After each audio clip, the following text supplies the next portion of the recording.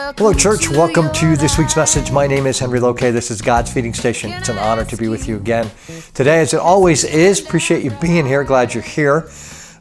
We are taking another side trek from Isaiah today and talking about current events and how it affects us as Christians and what we should maybe be doing about it. Today's title is Choose Whom You Will Serve. It's from Joshua 24:15, inspired by a devotion that I read this week. And obviously the big thing this week has been the Israel and Iran conflict.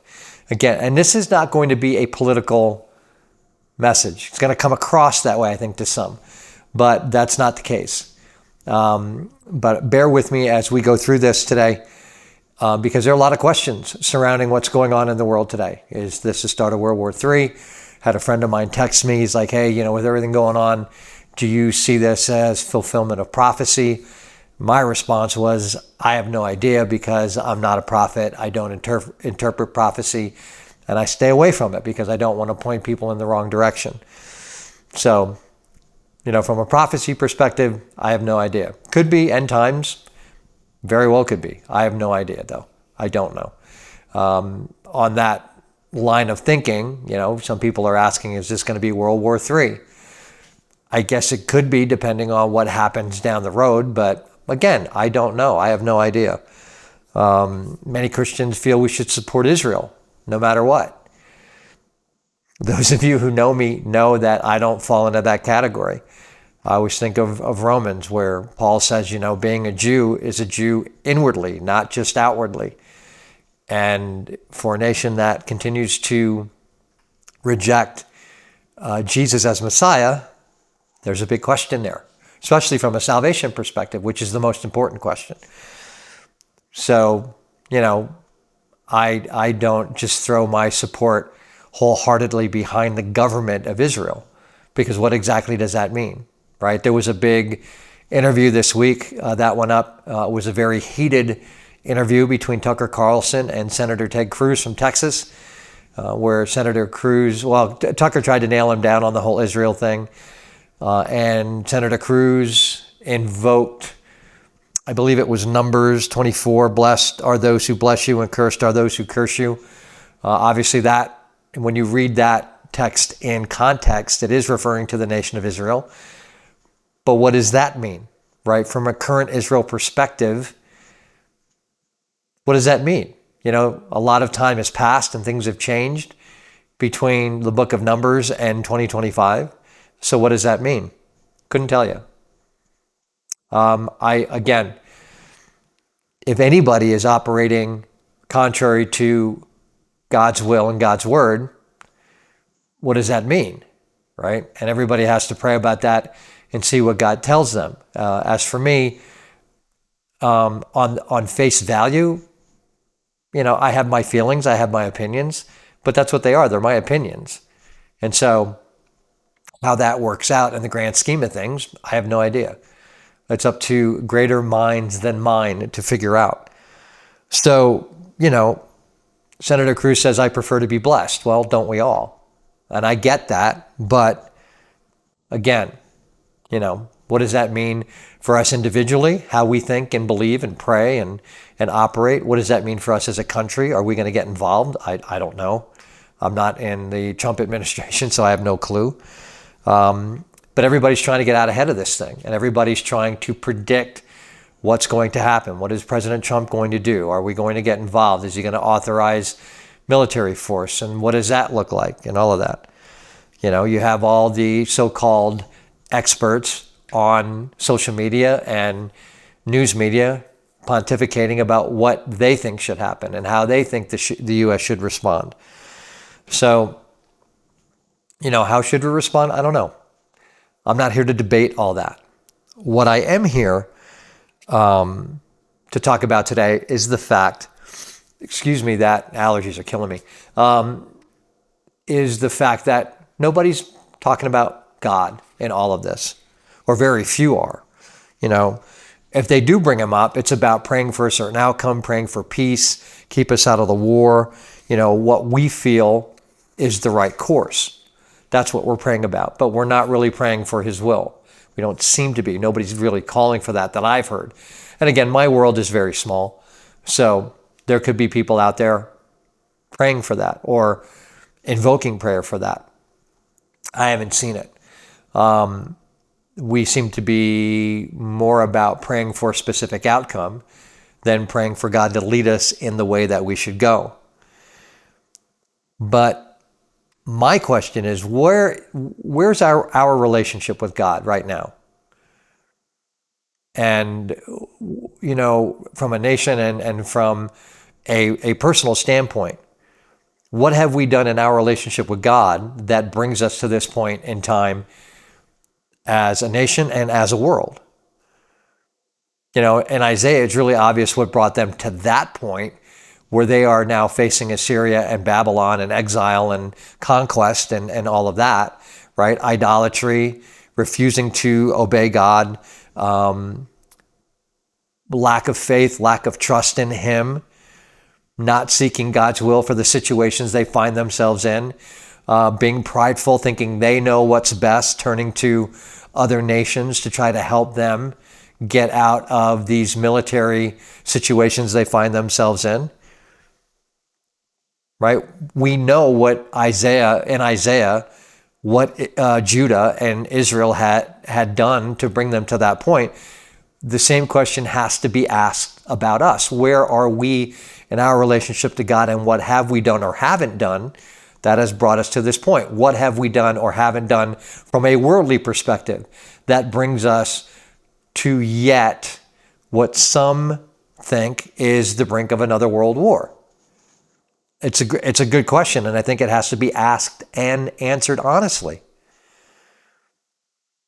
We've asked the question here lately, a lot lately, in whom and what do we trust? So I think it's time to stop asking that question and choose, right? Answer that question and choose. Who are we going to follow? Who are we going to listen to? Who are we going to obey? Who are we going to seek for advice? And whose will are we going to seek? And then start living our lives in accordance with that choice. Joshua put it to Israel at Shechem. After they had taken Jericho and all these lands and all these cities, and God had brought victory to them, time and time again, he puts it to them very plainly when they come to Shechem. They gather at Shechem to renew the covenant. He says in Joshua 24:15, "And if it is evil in your eyes to serve the Lord, choose this day whom you will serve, whether the gods of your fathers served in the region beyond the river, or the gods of the Amorites in whose land you dwell. But as for me and my house, we will serve the Lord." Right? Joshua's made his choice. He's calling Israel to make theirs. Because even after all the things that God has done for them, they still find themselves with a certain percentage of the population turning to the gods of the lands that they have conquered. Now, Shechem, it's very interesting that the meeting takes place there, because that's the place where Abraham settled when he left. When God told him to pack up and leave and come to this and brought him to the land of Canaan, that is where Abraham set up shop. Right? It's the place of Mounts Gerizim and Ebal, where upon entering the promised land, the people of Israel renewed their convictions and their promises to obey God and renewed their part of the covenant. Right? So Joshua gathers them there again and presents them with a choice. Right? He shows them, here are the candidates. Here are the things you have to choose from. Right? Jehovah on one side, the gods of the false gods of traditions, of your father's traditions, of the surrounding nations on the other side. Right? And we find ourselves in the same position today.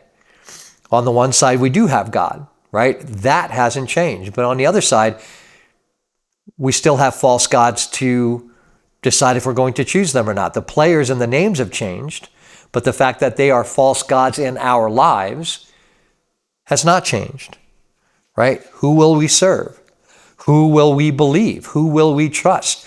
Who will we turn to for advice to get us out of this current predicament, right? In these times of uncertainty.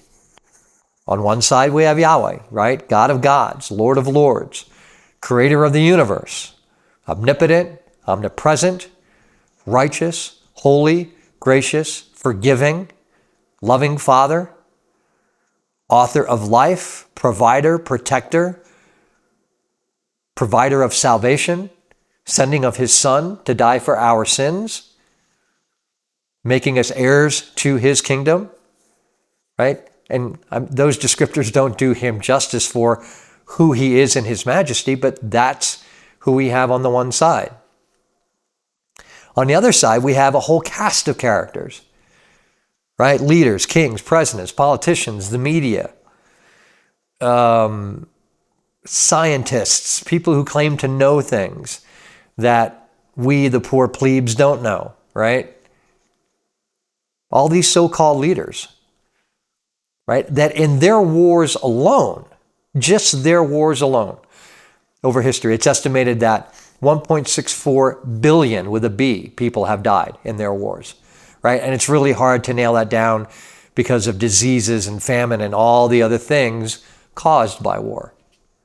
But that's a ballpark figure. 1.64 billion people have died in the wars brought about by the people that either we elect or that have ascended to the throne in some way, shape, or form in their wars. That's who's on the other side. Right? Here's another point of reference. In the 20th century alone, governments have killed 260 million of their own people. 6 times more people that were killed in warfare in that same time period. 260 million people killed by their own governments, not in wars, but by other means. What comes to mind is Russia and Holodomor. I hope I pronounced that right. Right, the famine in Ukraine back in the early 1900s, when Russia was dealing with famine and they went and took all of Ukraine's grain. Right, I don't remember off the top of my head how many millions of people were killed there, but it's those types of situations, or just communists coming to power and then wiping out all their detractors. That's what that is. Not wars, just killed by their own governments. Right? And you can do your research to sort out the specifics. Okay? But that's a party of the players on the other side. Another party is the media, right? The media who told you that there were weapons of mass destruction in Iraq when there weren't, okay? The media who constantly skewers the truth of what's happening in the world, right? The media that told you that COVID came from bat soup in a wet market in Wuhan when it actually came from a lab, which we know now. Who told you the riots of 2020 were peaceful and it was the summer of love, right? Remember that whole thing? Some people think we're heading into part 2 of that right now. You know what? Ask the people of Minneapolis, Minnesota, how peaceful those riots were and how much love they were feeling in the summer of 2020. The media that's in lockstep with the powers that be to lie to you all the time about various things, right? Where your tax dollars go to things about health. I just go to the full food conversation of why so many more ingredients are in things like cereal here than are allowed in Europe. And then we look at the obesity of our youth and of this country in general. And, again, to quote George Carlin, nobody seems to notice and nobody seems to care, right? That media who continues to lie to you about those types of things or about the climate, right? Really interesting studies done on that recently. Right? You're going to listen to them? Right? You're going to listen to people who tell you that men can become women and women can become men and that men can have babies, become pregnant, and give birth to children? Is that who you're going to listen to? right? Pastors who continue to do things and preach things and allow things in their churches that go against what God specifically spells out in his word. Are those the people you're going to listen to, right? Oh, Henry, you're being a bigot. You need to be a little more open-minded and you need to get with the times. No, I don't. I'm not a bigot. I don't hate people. Try really hard and fight really hard to not be angry to the point of where seeds of bitterness settle into my heart. But sometimes, I'll be honest with you, it's really hard some days. Really hard some days. And times may have changed, but man hasn't. Man continues to be sinful.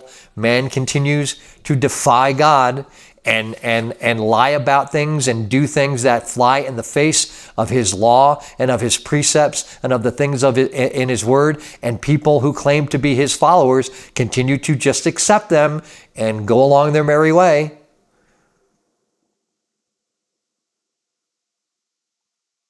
And I apologize if I sound angry. I'm not really angry about it as I am concerned and wound up about it and passionate about it because it seems very simple to me about the choices we have to make.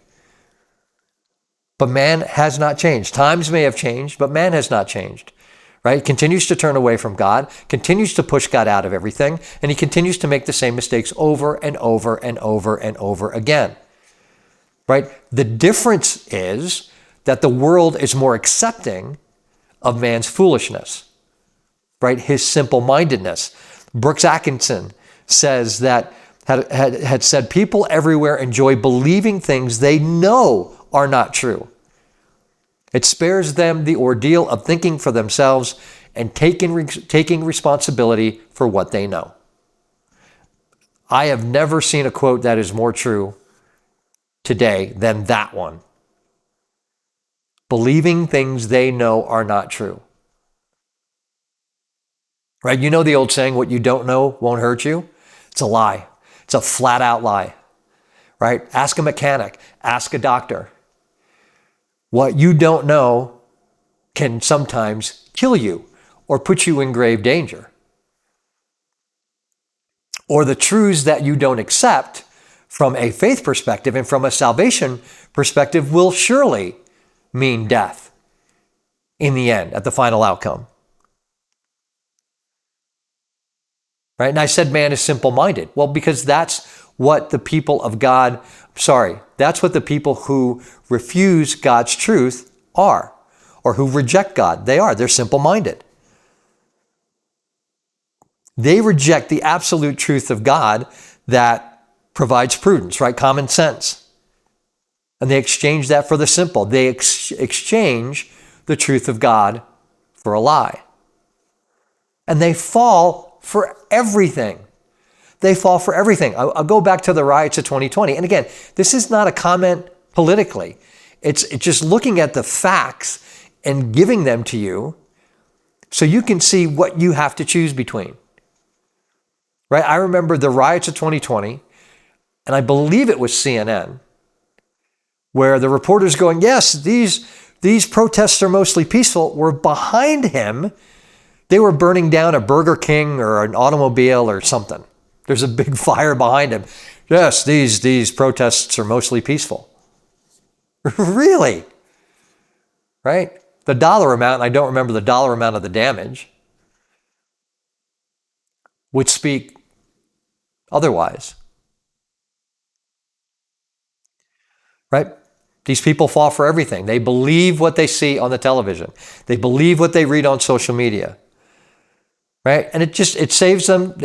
They accept those things because it saves them the trouble of thinking for themselves and the trouble of turning to God and praying for his wisdom and admitting that there is indeed a God. There is somebody who knows better, and there is somebody that we need to turn to that is wiser than all of us put together. Right? And again, these are not political arguments. These are just historical facts that you can look up yourself that I'm giving you in order to show you what you have to choose between. And it seems to me, if you look at history, even just recent history, last 20 years, 25 years, since 2000, It seems to me that the choice would be pretty simple, because the gods of the world promote death. I told you the story of being out on a dog walk and God saying to me, look around, dude. Everything here is dying. Everything here is dying. It's only in me that there is life. Right? God of salvation is life. Everything else is death. But this is what worldly wisdom has led us to, right? So how many more wars do we have to go through? And how many more people have to suffer and die before we get it?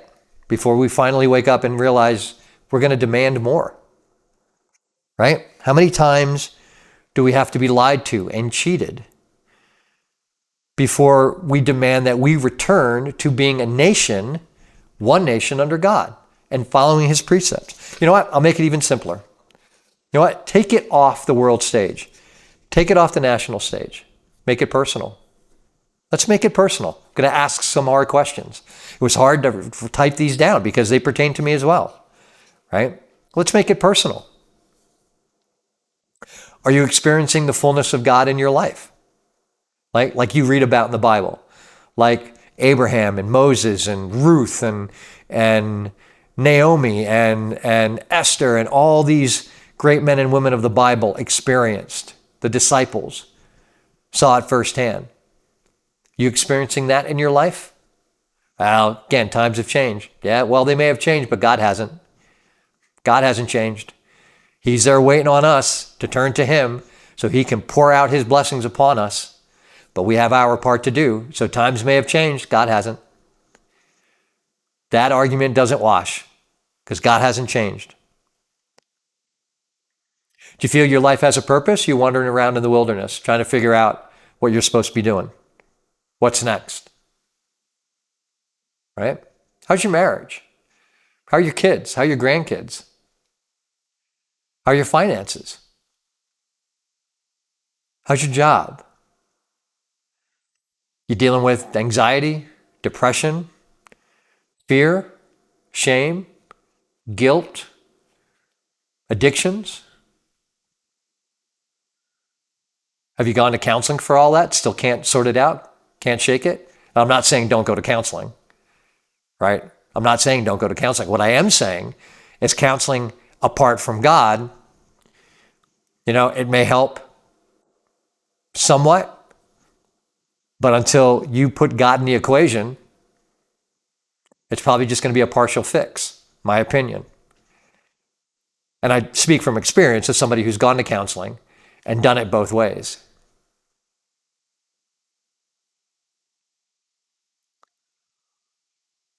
So in all of that, in all that counseling and trying to figure out things, what's God's role in all of it, right? Or does he even have one? How's your prayer life? How's your prayer life? How's your communication with God? How's your relationship with God? Right? Are you seeking God in any of this, in any parts of your life?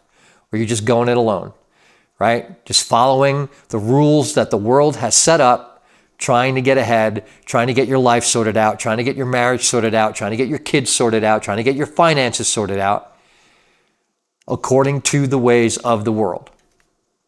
This is the way the world says we should do it. This is the way common sense says to do it, right? Worldly common sense versus godly common sense, big difference. How does God stand? And what role does he play in all of that? You got to weigh the evidence. You got to look at the pros and cons. You got to determine what is true and what is false. And you have to do that with the Holy Spirit. You cannot have spiritual discernment and know what's really going on without the Holy Spirit showing you and revealing to you what is true and what isn't. Because just because people say it with conviction doesn't mean it's right. Doesn't mean it's true. And if God is not in it, then you really got to question it. We should be resolving ourselves to lives of faith. Not because we can't figure out any other way, but because we've tried it all and we've experienced a life of faith, and we know now that there is nothing better than walking with God in this life.